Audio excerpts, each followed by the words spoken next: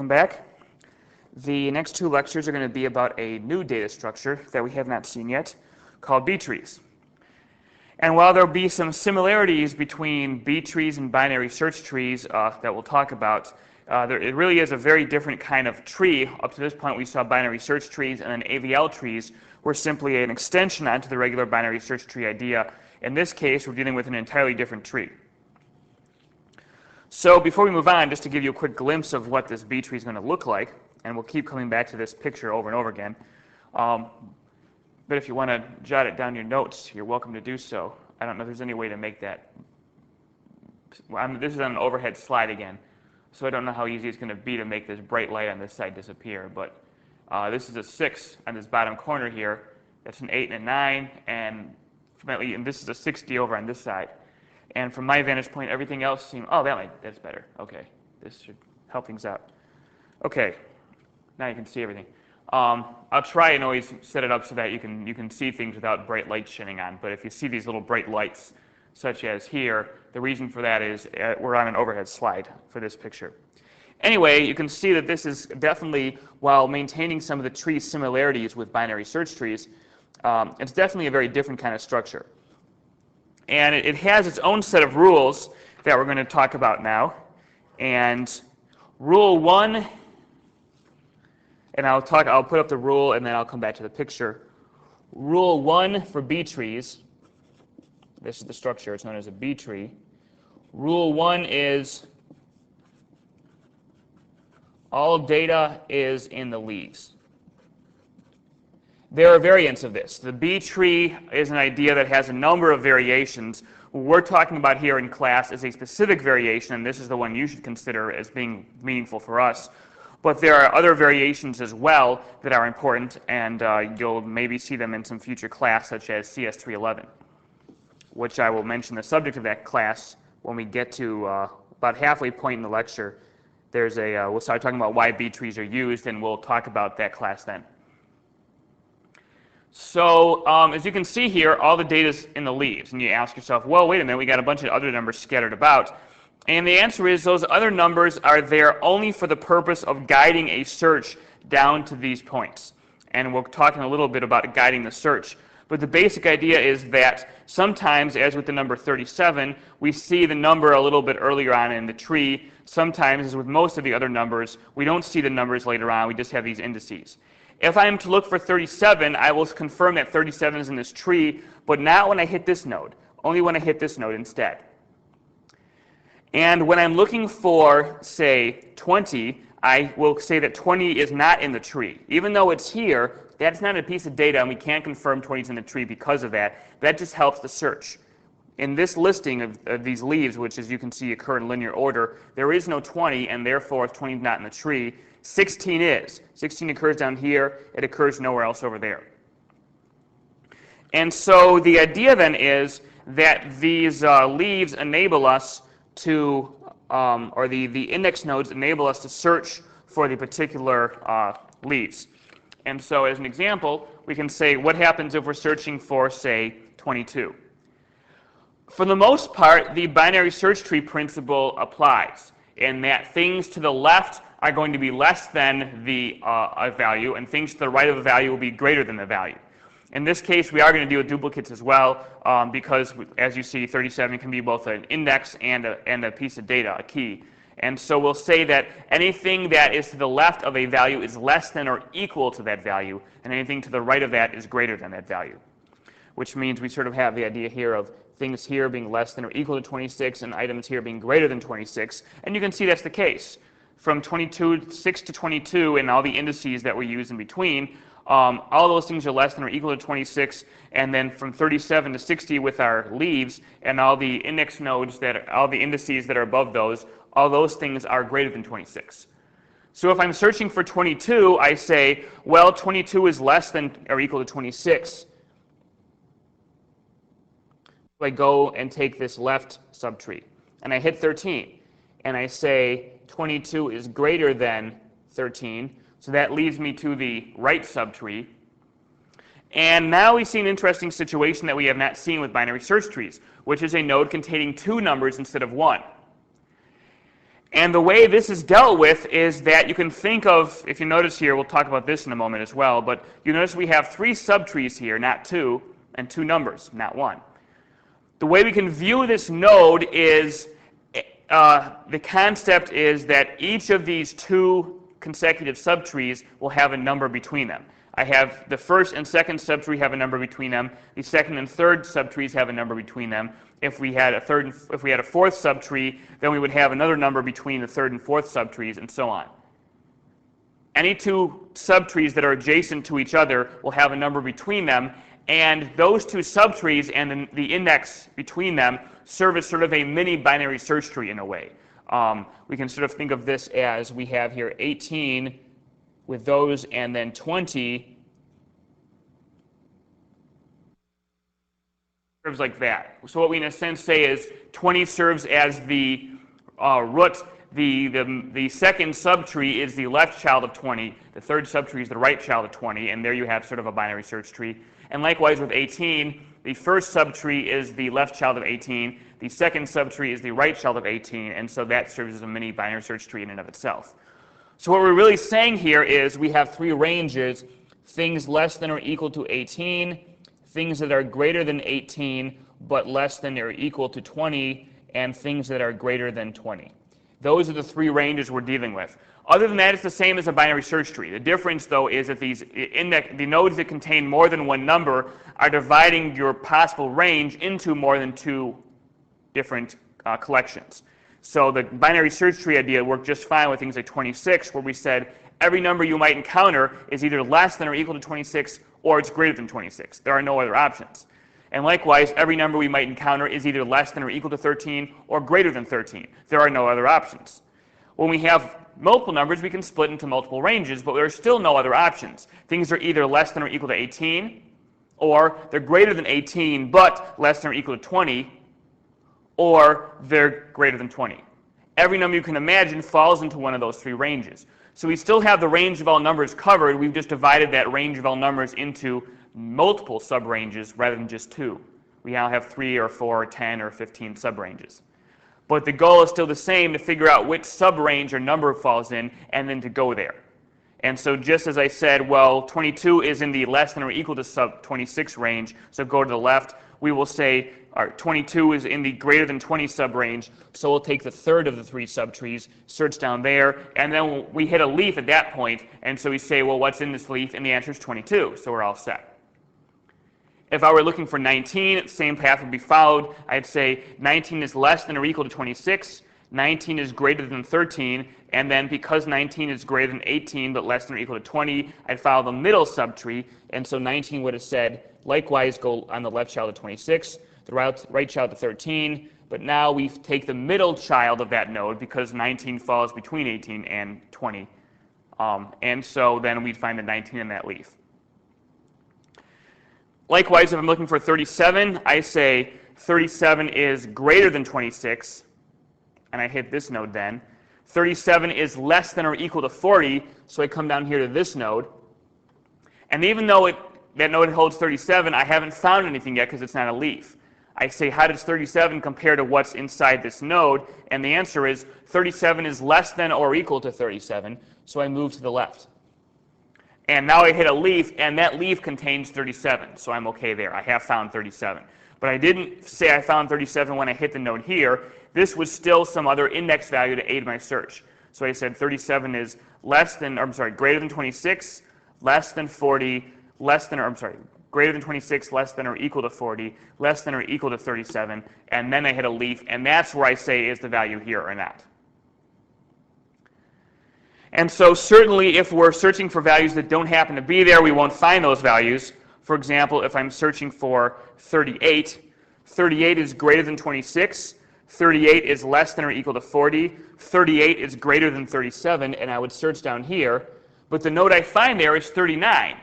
And so even though I'm in a leaf, if 38's anywhere in this tree, it has to be in this leaf right here, because that's the leaf we arrive at when we say go to the right subtree of 26, the left of those 3 subtrees because it's less than or equal to 40, and then the right subtree of 37.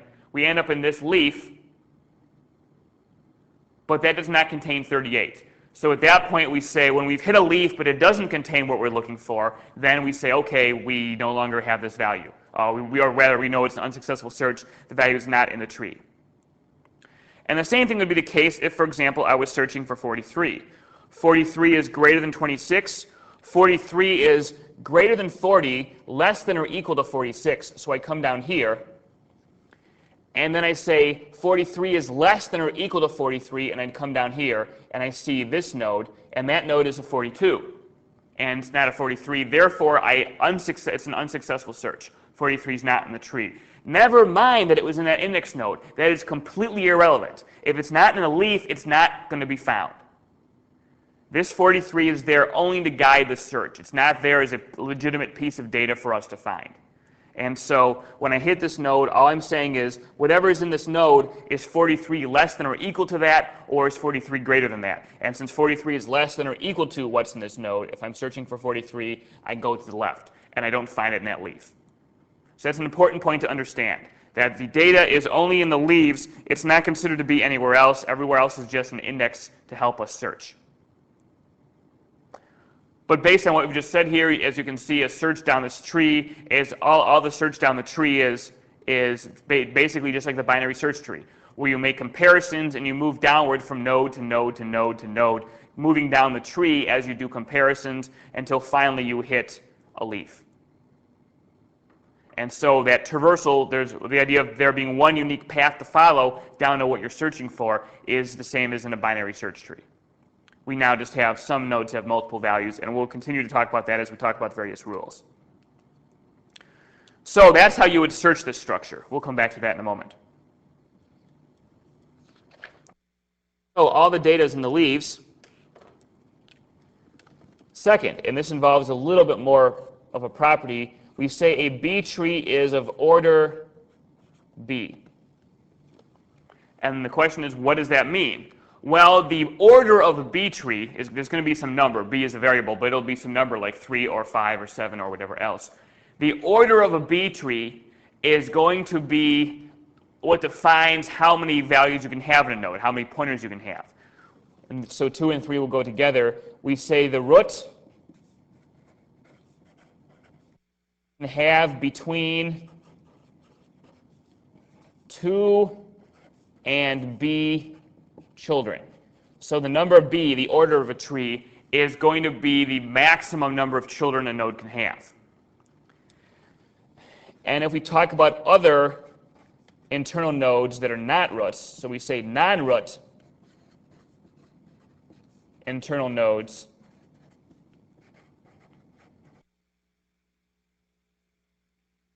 have between B plus 1 over 2 and B children.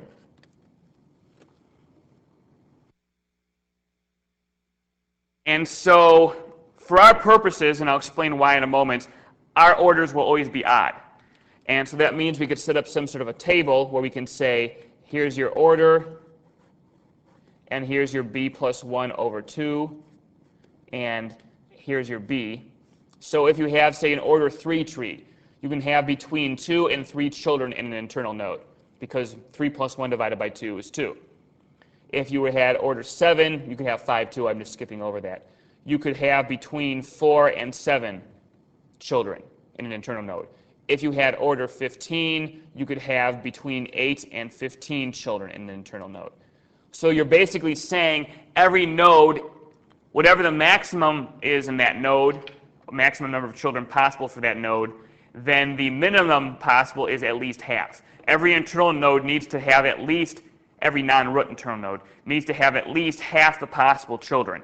And so you basically say you have to have at least 7.5 children here, and of course you can't have 7.5 children, so you round it up to 8. And likewise, 4 is the lowest whole number greater than half of 7, and 2 is the lowest whole number greater than half of 3, and so on and so forth, with whatever order, whatever odd order you have. So the idea here is that our internal nodes, the non-root internal nodes, will always be at least half full. You have between 2 and 3 children in an order 3 tree, or between 3 and 5 in an order 5 tree, or between 5 and 9 in an order 9 tree, and so on. The root is a special case. No matter how large your order is, the root can have as minimum 2 children. And the tree where I'm going to write it on the top of the diagram, but the tree we saw on the previous slide was an order 3 tree, and so this would be the rule it followed. And you notice for order 3 trees, those being the smallest case, there's no difference between an internal node and a root. The internal nodes can have between 2 and 3 children. The root can have between 2 and 3 children. And so the reason I'm stressing all this math here, I know you can add 1 and divide it by 2. What I want to stress, though, is our examples are going to have internal nodes and roots looking very much alike. The reason being that it takes a long, long time to draw order 3, anything more than order 3 B tree. And similarly on the exam, you'll notice when you look at the practice exams in the web, the exams in the web tend to have order 3 B trees only. The reason for that being that we don't want you having to redraw a trillion different things on an exam. So that said, as you look at the examples we do and you notice that the root and the other internal nodes seem to be following the same rule, keep in mind that's only for order 3. And if you had, say, an order 15 tree, the root could still have between 2 and 15 children, but the non-root internal nodes could only have between 8 and 15 children. They couldn't drop as low as 2 or even as low as 7. And you'll come to understand as we talk about the algorithms involved why the root has to be a special case. But for now, just accept that's the rule. So, as I said then, this is an order 3 tree, as will be any diagram I write in any picture I show in the next couple of lectures. And so you'll notice all the internal nodes that are not the root have between 2 and 3 children. 3 being B, and so B plus 1 over 2 being 2. And likewise, the root has between 2 and 3 children. Specifically, it has 2 children. But all these nodes have, so therefore all the nodes have between 2 and 3 children. Now you'll notice when we talk about the number of children then, we had said you have to have an index between every 2 children. Between the first and the second child in this node, we had an index, 18. Between the second and third children in this node, we had an index, 20. Between the third and fourth children in the node, we'd have an index, and so on and so forth. Basically, every 2 consecutive pairs, subtrees 1 and 2, 2 and 3, 3 and 4, 4 and 5, all the way up to subtree n minus 1 and subtree n, each of those 2 consecutive trees will need a value between them. And so we ask, well, how many different consecutive pairs can we make? And if you have n subtrees, you have n minus 1 consecutive pairs. And we can see that here we have 3 subtrees. There's 2 consecutive pairs, the 1 and 2 pair and the 2 and 3 pair. So that suggests that if we need a number between every 2 consecutive pair of subtrees, then we'll have one fewer index values, rather, than we have subtrees. And that is indeed the case. As you can see here, if you have 2 children, you have 1 index. If you have 3 children, you have 2 indices. If we had 21 children, we have 20 indices. 1 between 1 and 2, between 2 and 3, between 2 and 4, all the way up to between 20 and 21. And you can count them out yourself and see if you have 21 children, there'll be 20 spaces, 20 consecutive pairs. So rule 4, if we go back to these rules,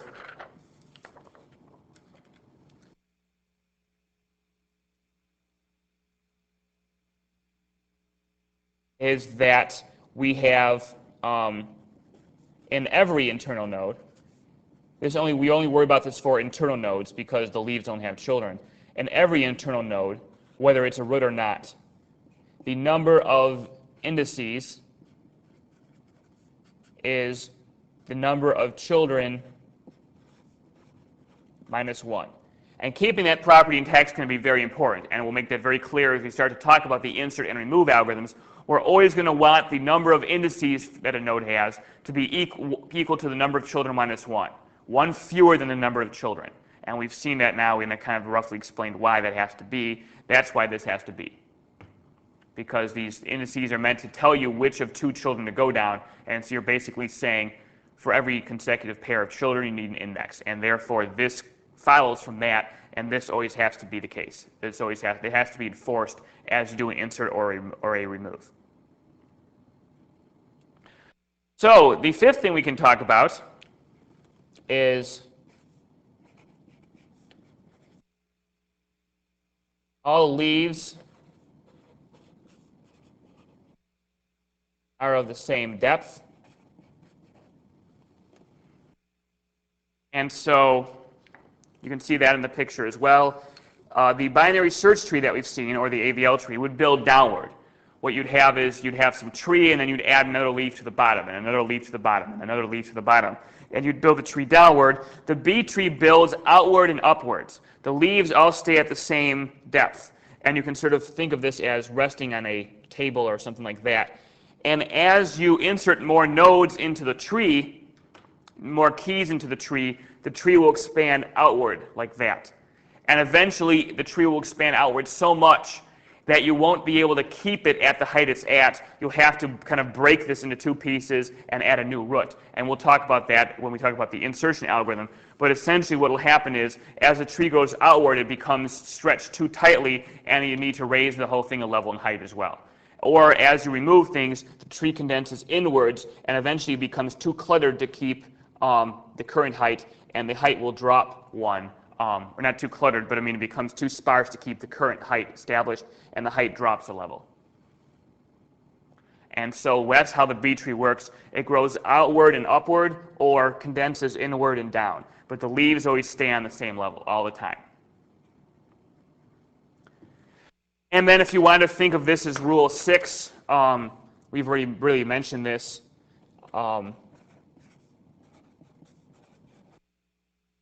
At every index,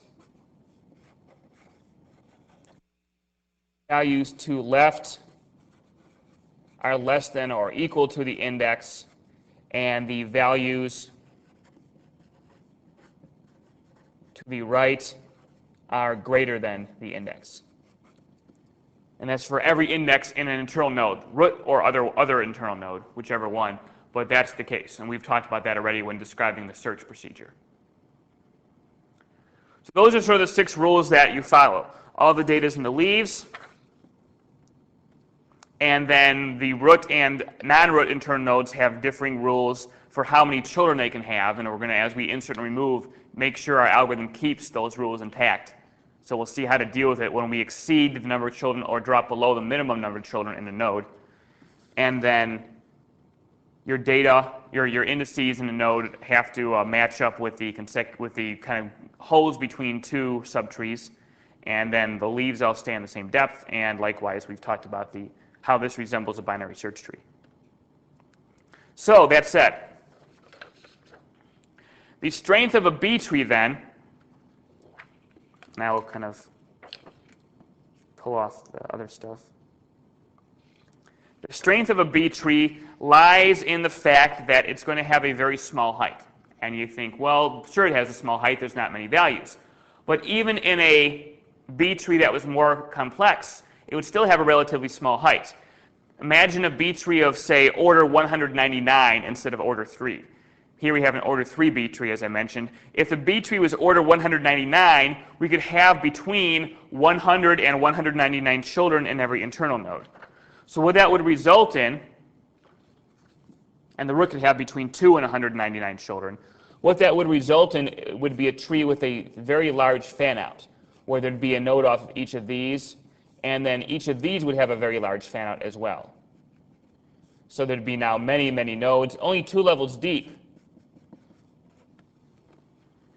This would be a whole row of nodes, and each of those has a huge number of children as well. You'd have an even larger row of nodes, and so you'd have potentially, let's say if you have an order 199 tree, 199 children, each of them could have 199 children, each of them could have 199 children. You could have here, on this level, only 3 levels deep, 199 cubed children. Because on this level, there's 199 of these children of the root, and each of them have 199 children, so that's 199 squared and 199 cubed. So if this was a row of leaves, we could have 199 cubed leaves. So what this tells you is very quickly, with only 3 levels of height, this tree that we've got drawn up there now only has a 3 for height, and yet if that bottom row would have 199 cubed different nodes, and that's an immense number of nodes with only 199 order tree. So the strength of a B tree will be that this large fan-out results in a very small height. And so you could sort of write some statistics down. If you're asking how many levels of height you need to traverse or how many sort of nodes you need to look at, if you have 1 million elements. A linked list, searching a linked list would require you to look at 1 million nodes. If you're looking at an AVL tree, that would require you go through about 20 nodes, thereabouts. So you expect a tree of about height 20 with 1 million nodes in an AVL tree. A B tree of order 199 would be about height 4. And you'd look at 4 nodes at the most. You got here, you've got this, and then here, and then here, and then here.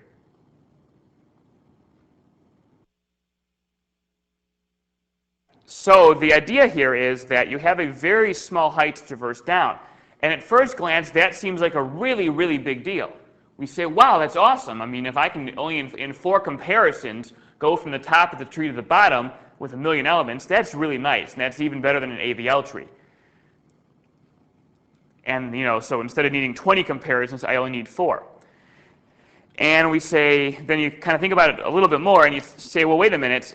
I've been writing nodes here, not comparisons. I didn't say traversing a linked list requires only 1 comparisons. I say you'd have to look at 1 million nodes. And yes, you therefore need 1 million comparisons. Likewise, for an AVL tree, 20 nodes, going down 20 nodes on the path from the root to the leaves requires about 20 comparisons. But a B tree is different, you start to realize. Because you can have multiple values inside one node in a B tree. If we have 199 children, we can't figure out which child to use in only 1 comparison. We need more comparisons than that. So having 4 nodes from top to bottom doesn't mean 4 comparisons, because at each node, in each node we have here index 1 and index 2 and index 3, all the way to index 198. And here we have our various children.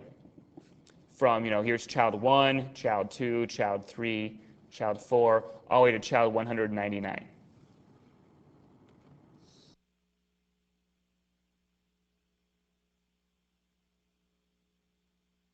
And so, even if these were organized in an array, if these indices were organized in an array from x1 to x198,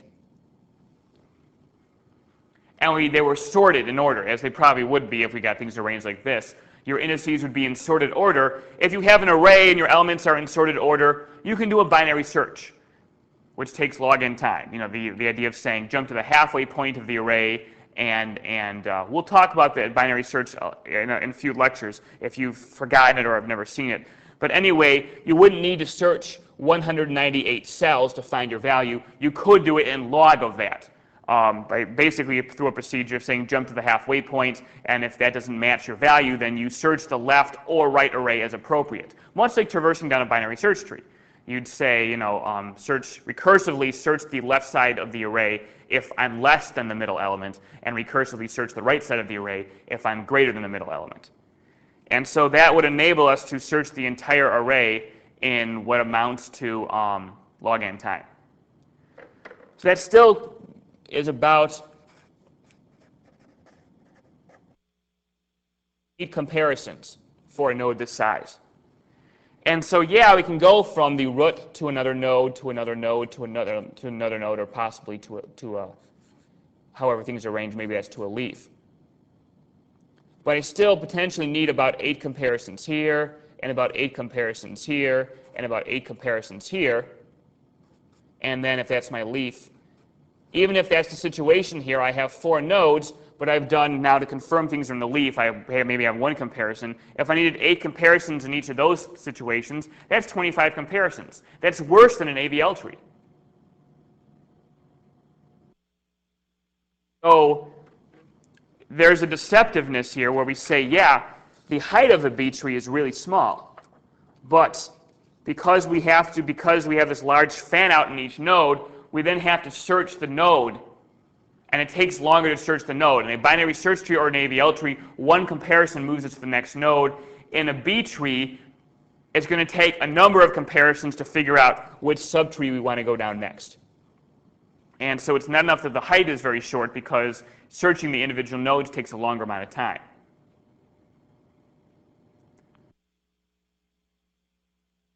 However, there are applications where that's not a big deal.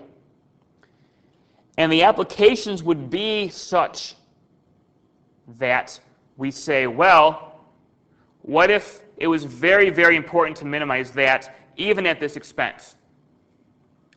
If we said they aren't equal, we aren't concerned with saying, well, I want to reduce the number of comparisons. We ask, what if, here we have sort of a trade-off. The larger we make the order, the smaller the height will be, but the more comparisons per node we'll have. So we can sort of play around with the order. We can say, well, it can be order 3 or order 199 or order 500. And whichever number is appropriate, we can say the smaller we make this, the larger the number of comparisons per node, because as the order increases, the number of children increases, the number of indices in a node increases, and the longer it'll take to search. But as the order increases, the number of children on each node increases, the fan-out increases, and the height drops. So the question is, what kind of applications might we have where we would want a very small height, even if that meant searching the node took a longer amount of time? And the answer is, well, any application where it was really expensive to retrieve a node, but it wasn't quite so expensive to search the node. Because if it's very expensive to retrieve a node, we'd want to reduce the height and therefore reduce the number of nodes we have to retrieve. And if it was not so expensive to search a node, then we wouldn't mind an additional comparison time, because each of the comparisons is really fast. But if retrieving a node was very slow in comparison to searching it, then we would say, well, we'll take a larger search time. That's a fast operation. Grabbing the node to begin with is really, really slow, and so I want to reduce the number of nodes I want to grab. And you might think, well, what on earth kind of application would be like that? And the answer is any situation where these nodes are on disk. If you're not aware, search times to grab a node from a disk tend to be at least an order of magnitude slower than to grab it from memory. If you have a huge chunk of stuff in your computer's memory and you pull it into some area where you can start messing with it, that's much, much faster to do than to take a node and read it from disk to memory so you can start messing with it there. And so in any situation where there's massive amounts of stuff stored on a disk, and we're using this kind of a structure to index it and to find things on a disk, what we're going to have to do as we traverse down this B tree, from root to the next node to the next node and so on, is read these nodes from the disk into memory as we see them one by one. As I go, for example, in this previous slide we looked at, if I'm looking up 22, I would be saying, well, I'll have 26 on disk, and I read that in, and I realize 22 is less than 26. So that pointer would tell me where to look on the disk next to find the next node, and I would grab that node in then. And I'd say, well, now in memory, search that and find out 22 is greater than 13. So I follow this arrow and say, I look at this disk location next, grab this node, and I compare 22 to those things in main memory pretty quickly, and I find out 22 is greater than 20. So then I follow this pointer and grab this node from disk. If that's the fourth node we grab from disk, and we say, well, lo and behold, then I can read that in memory and say that does contain 22. The idea being that we're willing to sacrifice search time. We're willing to say, I'll have a very large node that takes a long time to search because that node's in memory when we start searching it, and that's quick. And so the trade-off is worth it. Increasing memory search time is not a bad thing if it leaves us with a lower number of nodes to read in, because reading an individual node will take longer than searching it. So increasing the search time is better than having more nodes to read in from the disk. And the question is, what kind of situations would involve that kind of thing? Well, databases for one. And I mentioned 311 earlier. CS311 is our database course, and that's where you'll learn more variants on the B tree idea if you ever happen to take that course. You'll learn a bunch of variations on the B tree, and the reason is that B trees are one of the ways in which databases are implemented. When you have a large amount of different records on disk, let's say university, you're all university students, Well, your university has a record for each of you, and then the B tree could be used to search by, say, social security number. You have a whole index structure of social security numbers, and you use it to find a particular social security number in a particular leaf. So if I decide to look for the social security number 111111111, maybe no one has that number. So I end up at some leaf here, and I say, well, that leaf does not contain that social security number, therefore I know that there's no one at the university with that number. Or if I look for another particular number, I end up at some leaf, and I say, that leaf does contain that social security number, the record in that leaf is the student record I'm looking for. And then you pull up that student record on screen. So we have here the record stored on disk, and also extra nodes also stored on disk to enable us to quickly search for one of those records, rather than having these on a linked list and searching them node by node and saying, which of these is the record I want. That would be much longer to do, reading in each of these from the disk one by one. So that's the idea. And so what we will tend to do is pick an order that's large enough, basically an order as large as possible, so we get the maximum possible fan out, but not so large that an individual node can exceed a disk block.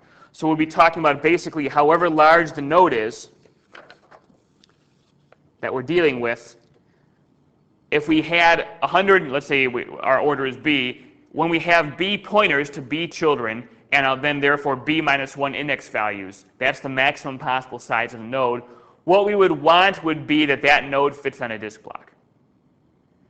And so when I had fewer pointers, when I only had, if I have here 100 children and 99 index values, then we'd only be using up half the disk block and the other half would be wasted. But we've done that because we were planning in advance for the time when we have 198 values and 199 children.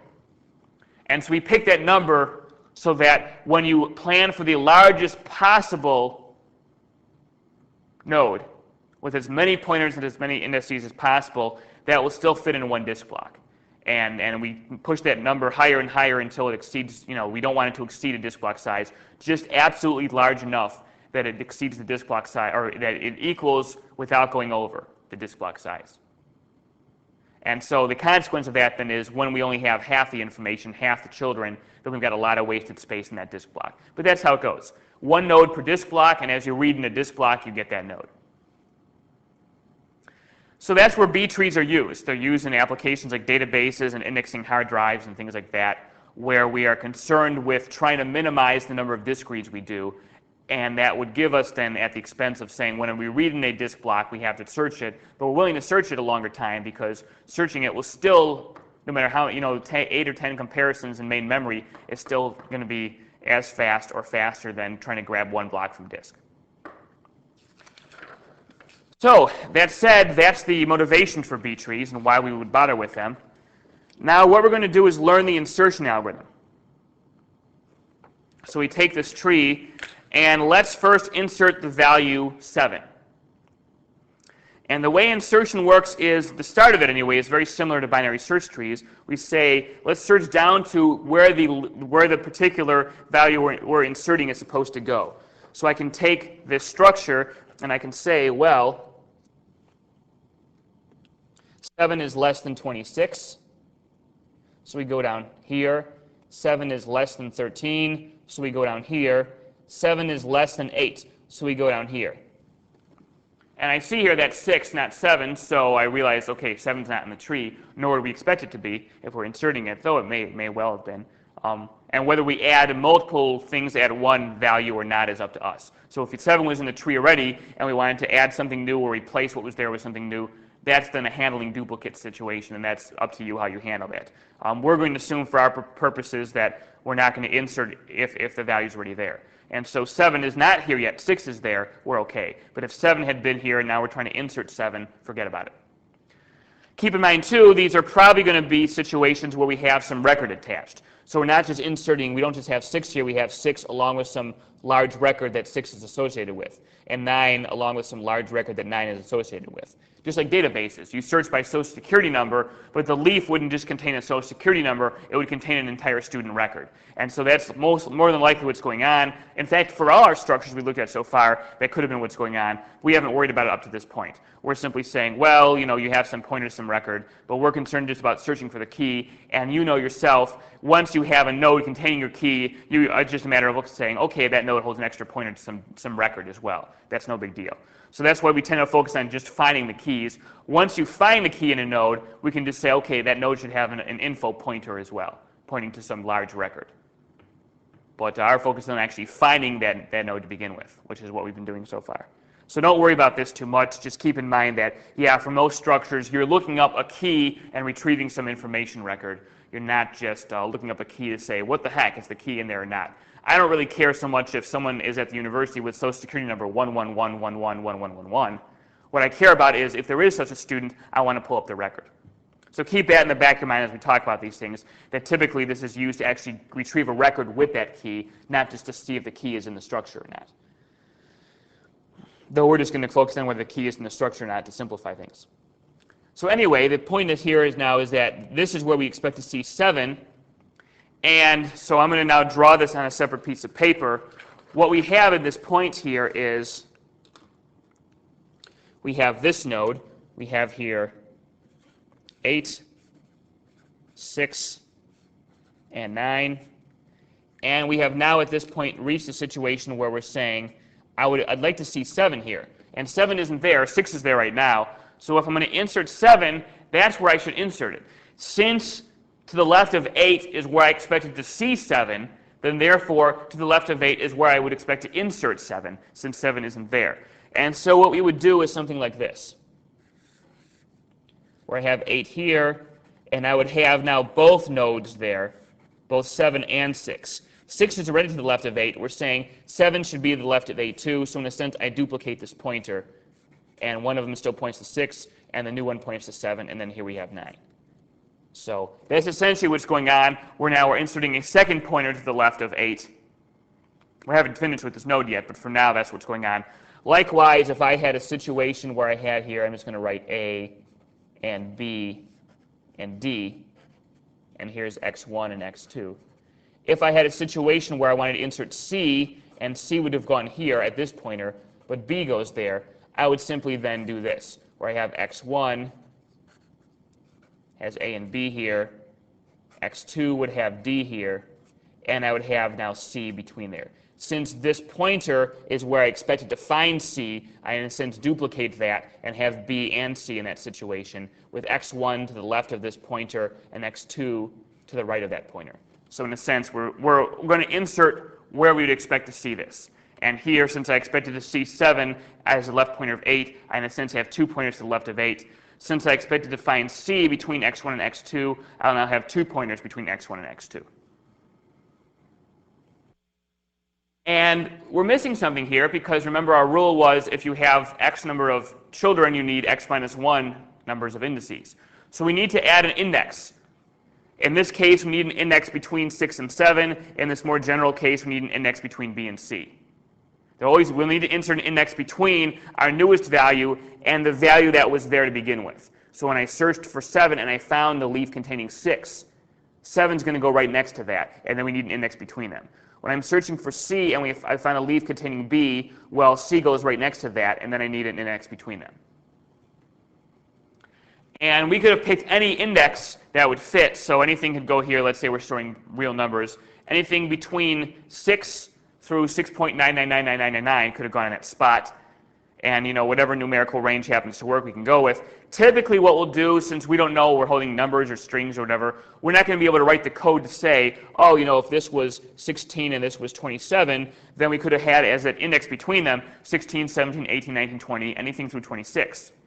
Because anything, if this node contained 16 and that contained 27, anything that was here that was greater than or equal to the stuff on the left and less than what was on the right would work.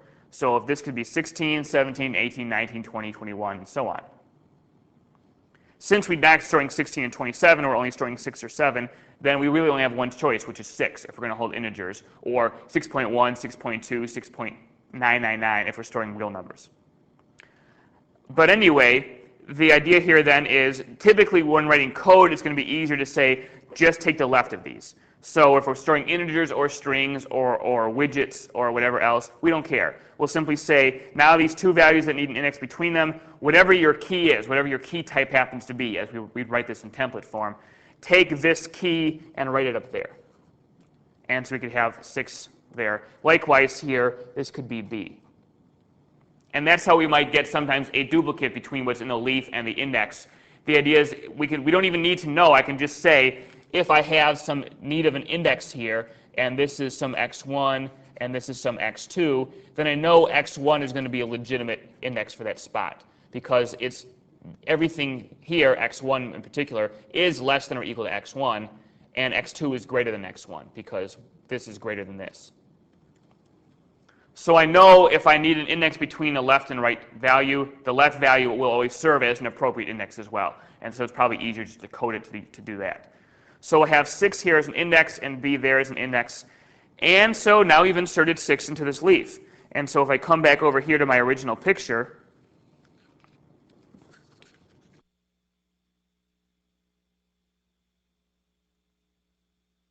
paper under it.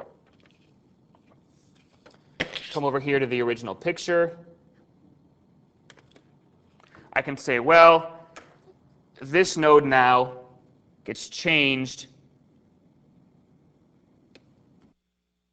into the node I had on the previous slide, the previous drawing.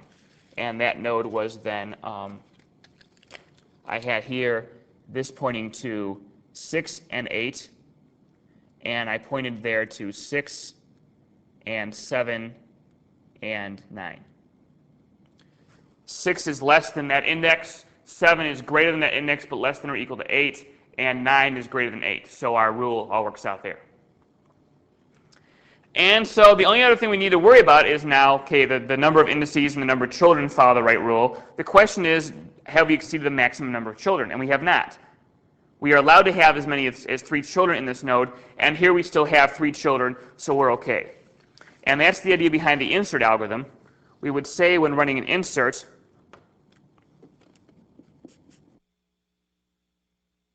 we search down to leaf, insert key as a new leaf, insert, and this third step is very important, insert new index as parent of leaf. And that's what's going on here. We insert the new index as a parent of the leaf, or I'm not as, sorry. Insert new index into parent of leaf. And that's what we did here. We inserted 7, and then we inserted new index 6 into the parent. Because if the parent gains a child, it has to gain an index as well. That property of the number of indices being 1 less than the number of children needs to be maintained, and as we proceed with the rest of the algorithm, we're going to always assume that that property has been the case. And it'll be the same thing with remove as well. Before you do anything else, when you've changed the number of children, either through inserting or removing later on a leaf, you correct the number of indices in the parent of the leaf as well. Since we're inserting a new leaf, we then have to add an index to the parent. And now we proceed, before we proceed, we've now corrected that property. Because of the inserting of a leaf, we've inserted an index as well, and now once again at this parent node, the number of indices is 1 less than the number of children. The future part of the algorithm will rely on that being true. So we don't want to forget to put that index 6 in there. We don't want to have 1 index and 3 children. We should have 2 indices and 3 children. Once that's established, then we can move on. And we then move on by saying, check the parent for overflow. Check the parent of the leaf for overflow. Case 1 is no overflow. And we stop. And that's exactly what happened here. We did our insert, we inserted the leaf, we inserted an index into the parent, and we asked, does the parent overflow? And the answer is the parent does not overflow, because we've inserted, an extra child, an extra index, and we're allowed to have 3 children, so we're okay. If we were to insert, say, 17, 17 is less than 26, greater than 13. 17 is, actually let me insert 20 instead because I want to insert in the middle. So if I want to insert 20, 20 is less than 26, greater than 13, less than or equal to 20 but greater than 18. So 20 would go here. This is the less than or equal to 18 stuff. This is the greater than 18, less than or equal to 20, and this is the greater than 20 stuff. So if I'm inserting 20, I go there. And so as a result, let's briefly take a quick look at that node. I have here 18 and 20, and here I have 16 and 19 and 22. And if I'm inserting 20 into this pointer here, I say, well, there's already a 19 there, so I want to put in a new node. And I say, I have here still 16 to the left of 18. I still have 22 to the right of 20. 19 was in between them, and since I wanted to insert 20 at that point, I have another pointer in between them. So I have that like that. Where we have, I want to insert at that part where 19 is, but 19 is already there. So I add a new child between 18 and 20, a second child between 18 and 20, and then the key 20 goes there. And then, as we said before, you just pick the left for the index, so I write 19 there. So that would be the inserting of 20. I find out that 20 should go here, but since 19 is there, I create a new child, add 20 there, and then put the index between them. And so if I were to do that on the previous slide, I would have that right here. But you see, the problem is that there's overflow, and that's case 2. We have 4 children, and we're only allowed 3, and so we say case 2 is where we have overflow. We exceed the maximum number of children we're allowed. And if we have overflow, the way we're going to fix this is we will split node, its parent,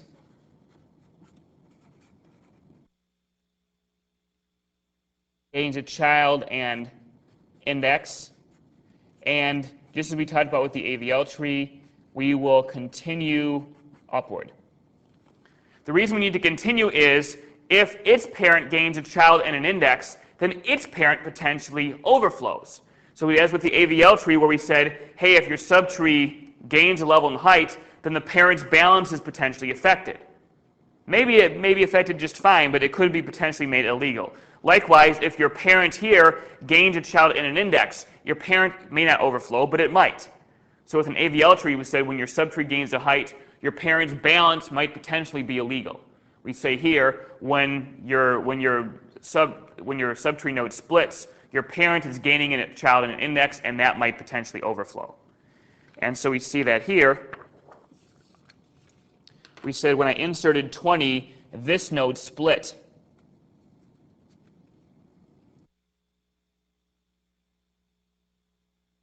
We said, well, the first thing that happened is that we had here 18, 19, and 20. And we pointed here to 18, 19, 20, and 22. Remember that 20 was there the whole time as an index, but that doesn't count. We wanted to insert it as a leaf. And so based on that, then, we are going to split this in half. If we come over to this other page, I'll come back to that. We're saying here we have 18, 19, and 20. We're going to split this, and 18 will become a new leaf with 16 and 19 as children, our new node. 20 will become a new leaf with 20 and 22 as children, and 19 moves up to become the new index in the parent. And we see that here.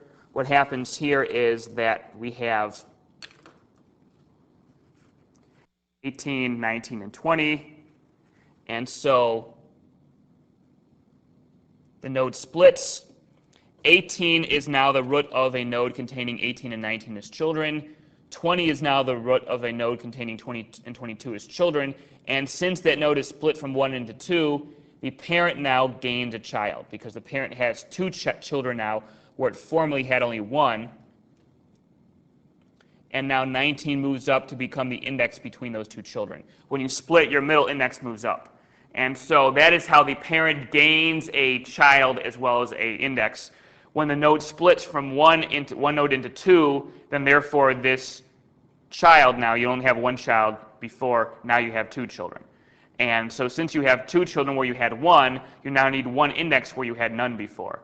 You didn't have you had, this pointer, but now that it's split into two pointers, there needs to be an index between them, and the index left over from the split is what moves up. And so that's how that works. And then you look at the parent, and you say, well, this parent, now that it's gained a child, might have overflowed, but it doesn't overflow. We're okay. It's allowed to have 3 children. So that's acceptable.